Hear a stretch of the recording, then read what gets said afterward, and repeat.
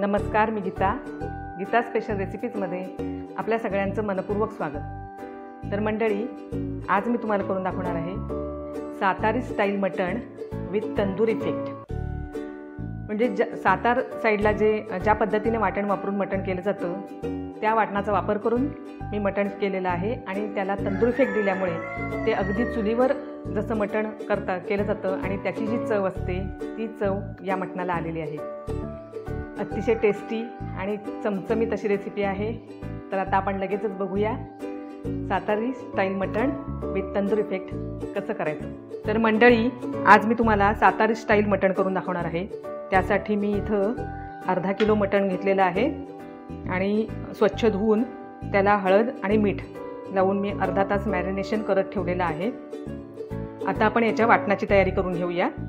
सुकं खोबरं घेतलेलं आहे किसून 1 वाटी, 4 चमचे पांढरे तीळ, 2 चमचे जिरं, आलं घेतलेलं आहे साधारण 1 ते 1.5 इंच आलं आहे, 10 ते 15 लसूण पाकळ्या घेतलेल्या आहेत, 4-5 लवंग आणि साधारण 10 ते 12 काळी मिरी। यामध्ये आपण आता हे खोबरं, तीळ, जिरं, लवंग आणि काळी मिरी भाजून घेणार आहोत। सर्वप्रथम आपण इथं खोबरं भाजून घेऊया।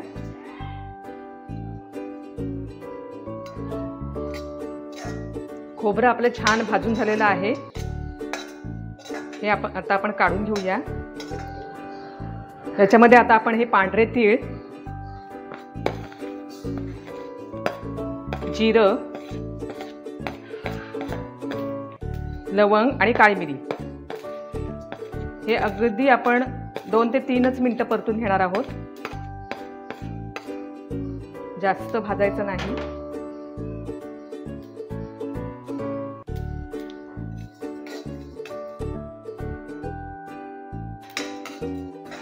अगदी 1 मिनिटभर परतलं तरी आपल्याला छान याचा खमंग वास येतो। हे परतून झालेलं आहे, आता आपण हे काढून घेऊया। आपण जे आता भाजलेलं खोबरं, जिरं आणि पांढरे तीळ वगैरे जे भाजून घेतलेलं आहे ते आपण आता छान बारीक वाटून घेणार आहोत।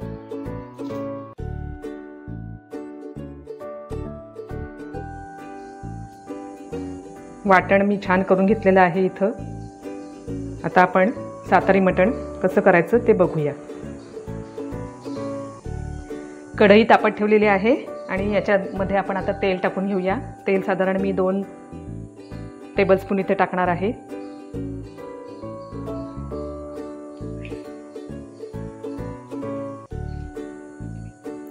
एक तमालपत्र, हिंग अर्धा चमचा, साधारण 1 छोटा टोमॅटो मी इथं बारीक करून घेतलेला आहे,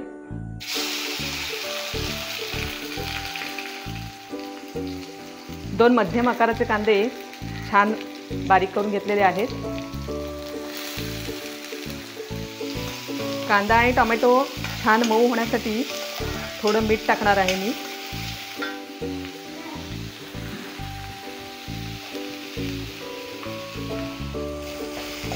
कांदा टोमॅटो छान मऊ झालेला आहे।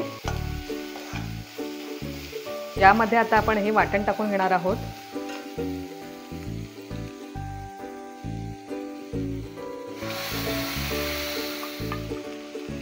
याच्यामध्येच आता आपण हळद टाकणार आहोत, हळद अर्धा चमचा,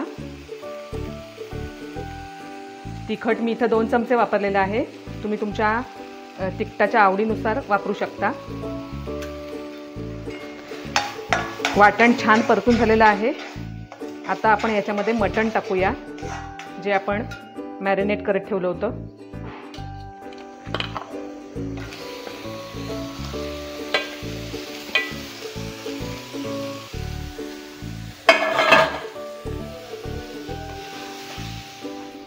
साधारण 1 पेला मी याच्यामध्ये पाणी टाकते।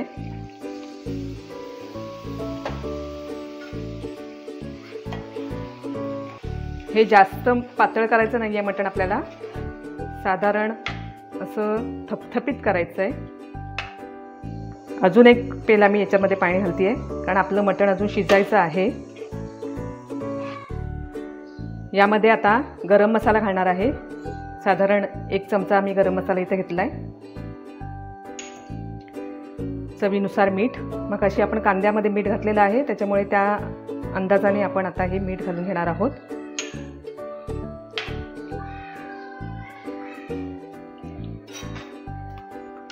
याच्यामध्ये मी ओला काजूगर घालणार आहे। माझ्याकडे ओला काजूगर आहे, तुमच्याकडे असेल तर तुम्ही आवडत असेल तर नक्की घाला। कोथिंबीर,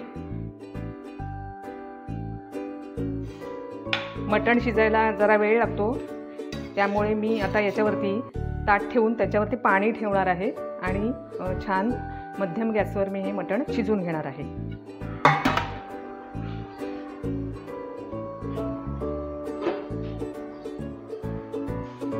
आपलं मटण इकडे शिजतंय तोपर्यंत मी याला तंदूर इफेक्ट देण्यासाठी कोळसे तिकडे निखारा करून घेणार आहे गॅसवर आणि मग आपण याला छान तंदूर इफेक्ट देऊया की आपलं सातारी मटण तयार होणार आहे। मंडळी, मी माझ्या अंदाजानुसार याच्यामध्ये तिखट घालते। तुम्हाला जर लालसर दिसायला हवं असेल तर तुम्ही काश्मीरी मिरची पावडर वापरा किंवा तिखट अजून हवं असेल तर तुम्ही तिखटाचं प्रमाण अजून त्याच्यामध्ये वाढवा। मटण आपलं छान शिजलेलं आहे आणि आता याला आपण तंदूर इफेक्ट देणार आहोत।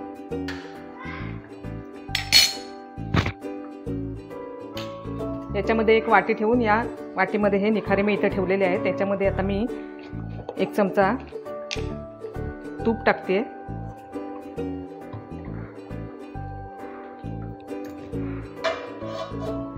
आणि लगेचच आपण हे झाकण ठेवूया। हे साधारण 10 ते 15 मिनिटं आपण असं झाकण ठेवणार आहोत। तंदूर इफेक्ट देऊन आपल्याला आता 10 मिनिटं झालेली आहेत। छान मिक्स करून घेऊया।